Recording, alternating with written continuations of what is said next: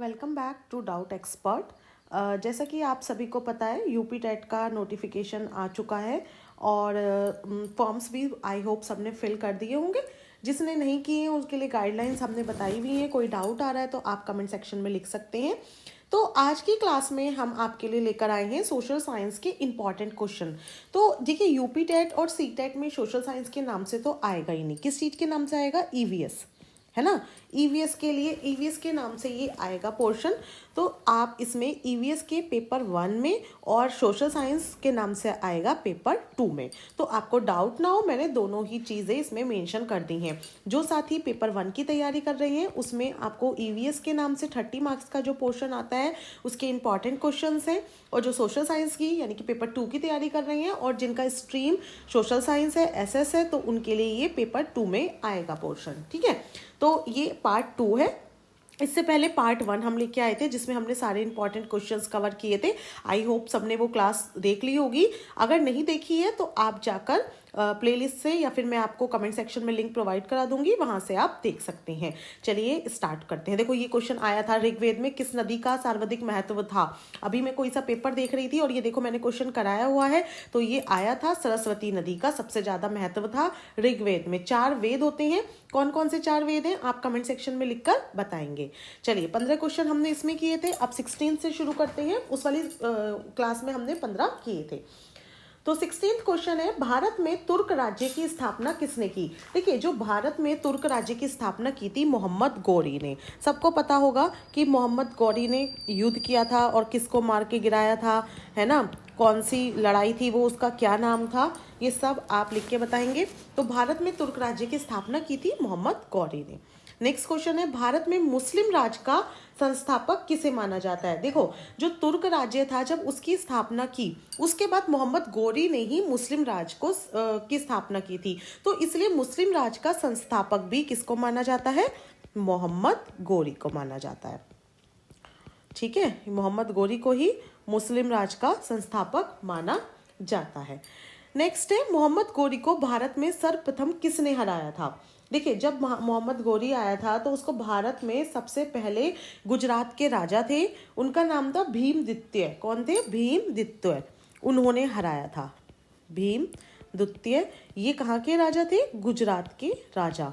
तो इन्होंने क्या किया था? मोहम्मद गौरी को सबसे पहले हराया था। क्लियर है? नेक्स्ट क्वेश्चन आता है, ये बहुत इंपॉर्टेंट क्वेश्चन है। तराइन का प्रथम युद्ध कब और किसके मध्य हुआ था? देखो जब ये ही बहुत इंपॉर्टेंट युद्ध था जो मोहम्मद गौरी ने किसके साथ किया था? पृथ्वीराज चौहान के साथ किया था। और पहले युद्ध में मोहम्मद गौरी हार गया था, लेकिन क्या हुआ था? पृथ्वीराज चौहान ने उसको मोहम्मद गौरी को जिंदा छोड़ दिया था। तो इसके बाद वो बच गया, हार तो गया लेकिन मारा नहीं था, तो फिर वो बच गया। फिर द्वितीय युद्ध हुआ, दोबारा से हुआ तराइन का युद्ध, वो हुआ और उसमें मोहम्मद गौरी क्या हो गया था? जीत गया था। ठीक है, और जब वो जीत गया तो उसने पृथ्वीराज चौहान को मार दिया। देख रहे हैं आप हमारे राजा कितने अच्छे हुआ करते थे। उन्होंने मोहम्मद गौरी को हारने के बाद भी जिंदा छोड़ दिया, लेकिन मोहम्मद गौरी ने उन्हें कितनी बुरी तरह से मारा था ये आप सबने तराइन के युद्ध में पढ़ा होगा। तो जो तराइन का पहला युद्ध था वो हुआ था 1191 में, है ना, 1191 में। और ये हुआ था किसके बीच में हुआ था? अगर हम बात करें तो मोहम्मद गौरी और पृथ्वीराज चौहान के बीच में हुआ था। और इसमें पृथ्वीराज चौहान विजयी हुए थे। कौन हुए थे विजय? पृथ्वीराज चौहान, जो हमारे इतने बड़े राजा रहे, सम्राट रहे और उन्होंने इतना बड़ा युद्ध लड़ा। लेकिन ये उनकी दरिया दिली रही कि उन्होंने गौरी को जिंदा छोड़ दिया। और उसके बाद 1192 में, अगले ही साल, मैं लिख देती हूँ, द्वितीय हुआ था ये तराइन का द्वितीय युद्ध। ठीक है, तराइन का द्वितीय युद्ध हुआ था। कभी आप कंफ्यूज हो जाएं, ये कब हुआ? 1192 में हुआ था। और ये भी मोहम्मद गौरी और पृथ्वीराज चौहान के बीच हुआ था। और इसमें हमारे पृथ्वीराज चौहान विजयी थे। और इसमें कौन विजयी था? इसमें मोहम्मद गौरी विजय था। ये बहुत ही ज़्यादा इम्पॉर्टेंट है, तो इसको आपको ध्यान रखना ही है। और इसी के बाद से क्या हुआ था? ये मुस्लिम राज्य की स्थापना हो गई थी, है ना। इसलिए एक तरह से इनको संस्थापक माना जाता है। ठीक है। और जब मोहम्मद गौरी की जो मृत्यु हुई थी ना वो 1206 में हुई थी, ये भी आप लिखना, याद रखना। ठीक। नेक्स्ट क्वेश्चन आता है, किस मुस्लिम शासक के सिक्कों पर लक्ष्मी की आकृति बनी थी? तो ये भी इंपॉर्टेंट क्वेश्चन है, क्योंकि देखो वैसे तो मुस्लिम शासक है, लेकिन जो सिक्कों पर लक्ष्मी की मूर्ति थी, तो ये कौन सा शासक था? ये भी मोहम्मद गौरी था, मोहम्मद गौरी। ठीक, ये भी मोहम्मद गौरी है। और नेक्स्ट क्वेश्चन है, 2.5 दिन का झोपड़ा अजमेर में अजमेर, जो अजमेर में है ना 2.5 दिन का झोपड़ा, वो किसने निर्माण कराया था? ये बहुत ही बार पूछा गया क्वेश्चन है। तो ये कुतुबुद्दीन ऐबक ने, कुतुबुद्दीन ऐबक ने इसका निर्माण कराया था। कुतुबुद्दीन ऐबक, किसने निर्माण कराया था?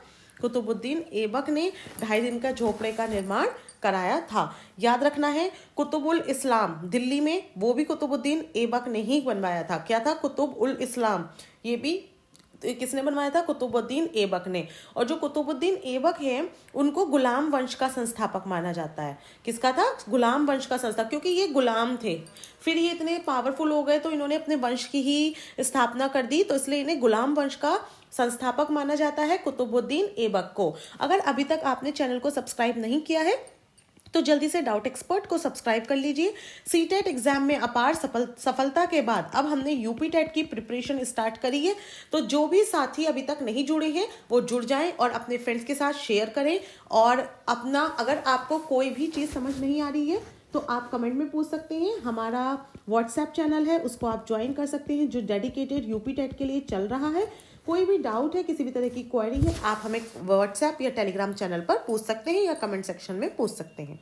नेक्स्ट है कुतुब मीनार का निर्माण। देखो यहीं से देख लीजिए, कुतुब मीनार नाम है ना, तो कुतुब मीनार का निर्माण कराया था कुतुबुद्दीन ऐबक ने। इससे आपको याद रहेगा कि कुतुब मीनार है तो कुतुबुद्दीन ऐबक के द्वारा ही इसका निर्माण कराया गया था। ठीक है। नेक्स्ट है, लाख बख्श किसे कहा जाता है? लाख बख्श की उपाधि मिली थी, तो वो भी किसको मिली थी? वो भी कुतुबुद्दीन को ही मिली थी, लाख बख्श की उपाधि।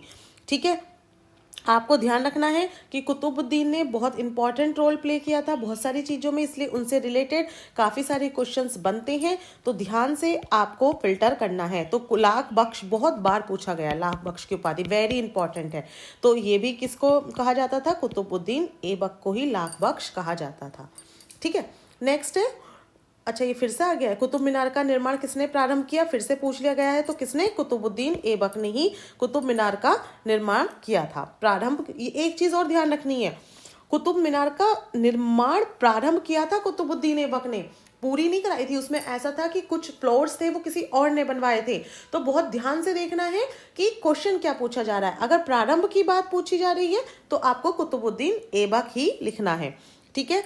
नेक्स्ट क्वेश्चन है, कुतुबुद्दीन ऐबक का मकबरा कहाँ स्थित है? सॉरी, तो जो कुतुबुद्दीन ऐबक है इनका मकबरा है लाहौर में। कई बार पूछ ले जाते हैं मकबरा के बारे में भी, लाहौर में इनका मकबरा है, याद रखना है। ठीक है। चांदी का टंका और तांबे का जीतल सिक्के किसने चलाए? वेरी वेरी इंपॉर्टेंट क्वेश्चन, बहुत ज़्यादा इंपॉर्टेंट है ये क्वेश्चन, कि जो चांदी का टंका है और तांबे का जीतल है ये किसने चलाए थे? देखिए उस टाइम पे क्या था ना, अलग अलग तरह की करेंसीज थी और अलग अलग तरह की करेंसी अलग अलग राजाओं ने चलाई थी। तो ये जो चांदी का टंका और तांबे का जीतल चलाया था इल्तुतमिश ने। किसने? इल्तुतमिश ने। बहुत बार पूछा गया है, बहुत एग्जाम से पूछा गया है। ये क्लास सिर्फ यूपी टेट के लिए ही इंपॉर्टेंट नहीं है, बाकी भी आप जितने कॉम्पिटेटिव एग्जाम देते हैं इन सब के लिए बहुत इंपॉर्टेंट है।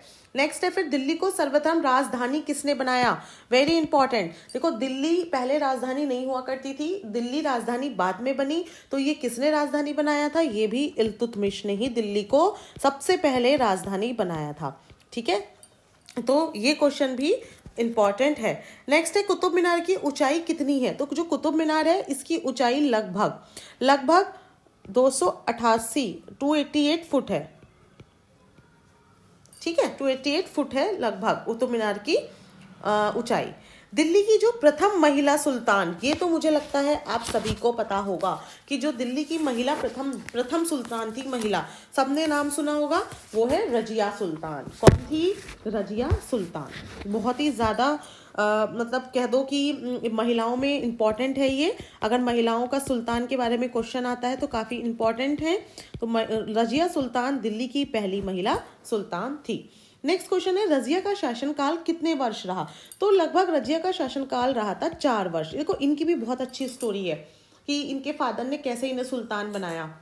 इनके भाई भी थे लेकिन फिर भी इनको सुल्तान बनाया गया था क्योंकि ये बहुत निडर थी, साहसी थी, है ना। जिन्होंने इस रजिया सुल्तान का पूरा पढ़ा है उन्हें ये बात पूरी स्टोरी पता होगी। अब देखो रजिया सुल्तान की हम बात कर रहे हैं तो मैं इससे रिलेटेड कुछ इंपॉर्टेंट बात आपको बता दूं। एक तो ये सबसे पहली महिला सल्तनत थी, महिला सुल्तान थी, ठीक है। कौन? रजिया सुल्तान। सबसे इंपॉर्टेंट बात, इन्होंने लगभग 4 वर्ष के तक अपना राज्य किया। कितने वर्ष तक? 4 वर्ष तक। फिर इनकी जो शादी हुई, इनकी शादी किससे हुई थी? इनकी शादी हुई थी अल्तुनिया, एक अल्तुनिया थे, उनसे इनकी शादी हुई थी, ठीक है। कई बार पूछ लिया जाता है। और ये जो रजिया सुल्तान थी ये किसकी बेटी थी? ये भी बहुत इंपॉर्टेंट है। ये किसकी बेटी थी? ये बेटी थी इल्तुतमिश की। इल्तुतमिश ने अपनी बेटी को शासन में ले आए थे क्योंकि वो बहुत निडर थी, अच्छी थी, तो इसलिए, ठीक है। रजिया सुल्तान ने कुछ सिक्के चलाए थे, ठीक है, तो उन सिक्कों पर उन्होंने अपना नाम भी अंकित किया था। जो रजिया सुल्तान ने कुछ सिक्के चलाए थे तो उन सिक्कों पर उन्होंने अपना क्या नाम अंकित किया था? तो ये भी कभी कभी पूछ लिया जाता है। तो उन्होंने देखो अपना नाम इस तरह से अंकित किया था, रजियत उद्दीन, ठीक है, रजियत उद्दीन, ये अपना नाम अंकित किया था। किसने? रजिया सुल्तान ने।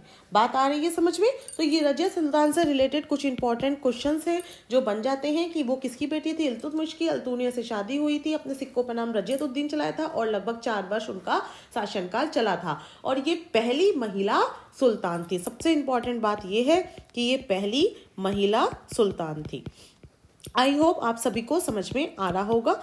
हम इस सीरीज को कंटिन्यू रखेंगे क्योंकि इसमें हम अलग अलग वंशों की बात करेंगे, अलग अलग वंशों से क्वेश्चंस उठा के लेके आएंगे। तो आप बने रहिए, ये कंटिन्यूशन में आती रहेगी क्योंकि ये बहुत ज़्यादा इम्पॉर्टेंट है, ठीक है। तब तक आप चैनल को लाइक कर लीजिए, सब्सक्राइब कर लीजिए and once again thank you for watching and showing your love and respect.